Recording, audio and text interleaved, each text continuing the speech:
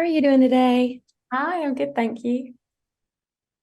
So what I really liked about your character, especially in that pilot, is she is kind of playing into this like stereotypical dynamic where she admits she's not qualified for this job and is like, hey, people aren't gonna like talking to me on the phone. That's what I've heard.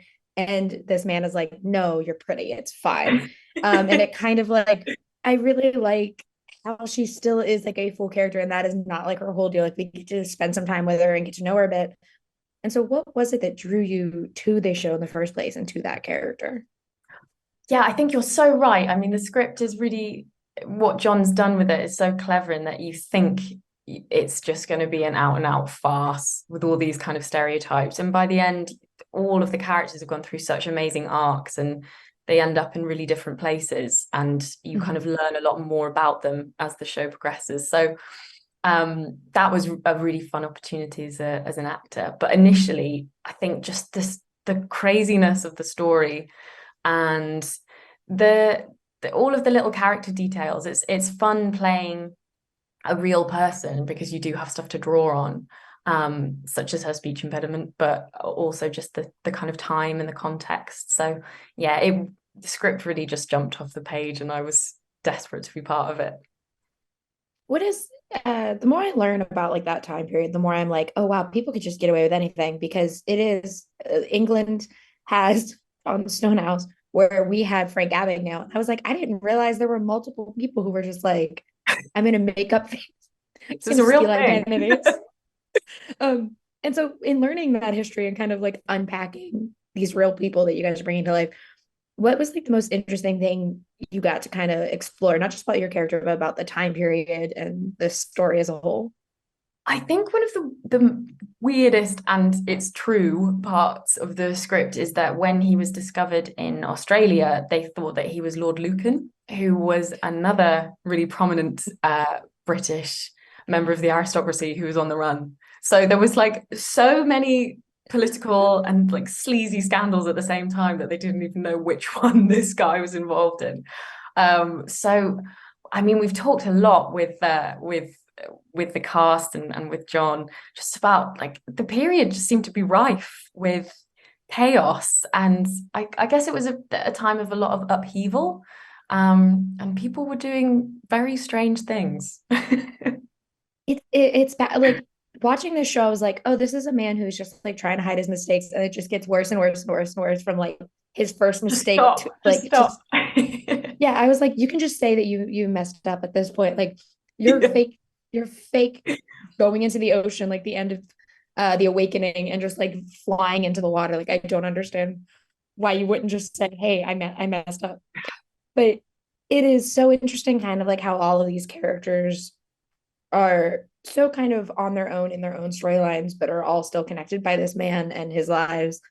And Yeah. so, how is it kind of finding that dynamic on set? Because your character, for the most part, only really deals with John Stonehouse, but like she's still, you instantly recognize her presence and understand her as a character when we're getting to meet her and see her grow throughout the series. Yeah, I think it was interesting, yeah, for me as an actor, because I think most of my scenes are literally just with Matthew or Keeley. But there's obviously so many other storylines going on. I think John Baird did such an amazing job of really setting a tone for what the piece was and how we all slotted into it. So I remember on the first day, he was like, "This is big, it's heightened, it's not natural, kind of go big and I'll tell you if it's too much." And I really kind of from then just knew where we were. And I think having that sort of tonal understanding meant that even if I wasn't doing scenes with a lot of the other characters, we were all kind of part of the same piece. Yeah, it really sets the tone when the first moment you see Matthew McFadden and he is walking in this bright blue suit. Yeah. I was like, oh, okay, great. But with a show like this, it's so easy to kind of, it's a male-led show. And so I was like, cool, like if it is one of those shows where it's a bunch of dudes all kind of interacting with each other, whatever, but it's not. And I think it's helped by the fact like you feel bad for all of these women that are in his life who are kind of being messed around with because of how he's interacting in the world. is that a draw for you as an actor to kind of push that idea? Because like I know I'm not gonna be the only one who comes into this like it's gonna be a lot of guys and then was like shocked by the female characters I got to see. Yeah, I mean, and there's such an array of different kind of female energies as well. And I think it was lovely having like playing opposite Keely, and there's times where you can see that Sheila feels really bad for what she's doing and is also quite stuck as to how she's ended up in this position.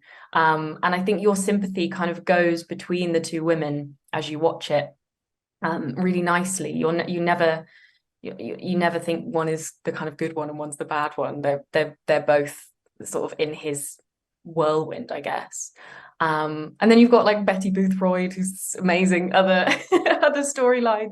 Yeah, I think again, John Preston's just done such a good job of taking a story in a different direction to where you think it's going to go, particularly with the female characters. It's really cool. And with Sheila, obviously, especially like when people watch that pilot, it is her introduction like just sticks out in your mind because you're like, she is straight up telling this man, I am not qualified. And he's like, it's okay. And it's just the way that she does it is so like not the like flirting way we've had to see for years. It is very much like, yeah, I guess I can learn. He's like, cool. But what is your favorite part of Sheila as a character that you got to explore throughout Stonehouse?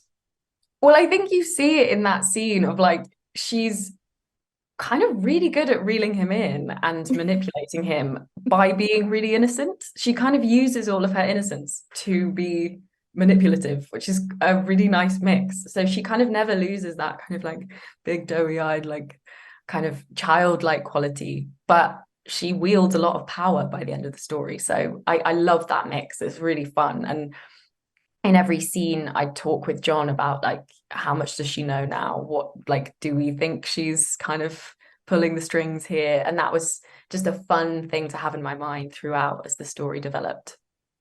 And I think I am a millennial woman, so it is very funny watching this and seeing both Gibbs from the Pirates of the Caribbean universe and Mr. Darcy interacting with each other. I'm like, this feels wrong in some way.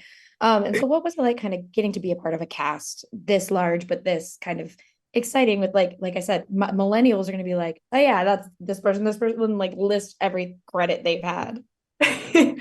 I mean, surreal for me. It's like, it's my first kind of major screen role. So to be surrounded by this like just entourage of the best British acting talent was incredible and just constantly really inspiring. And for me, as a younger actor, just to like be able to learn and watch how they did it and how much fun they have with the scripts as well. They were all just fantastic to work with. So I consider myself very lucky. I applaud your bravery. I would have been doing this like all day long, just like doing the hand gesture or like being like, can you tell me about Succession? So I did try and get a lot of spoilers out of Matthew, but he was good. He kept very him. applaud your bravery. But thank you so much for talking with me today. I Thank think you. Stonehouse is such an interesting show. I can't wait for audiences to see it. Oh, thank you very much. Nice to Have a speak good with you. one. Bye. Bye.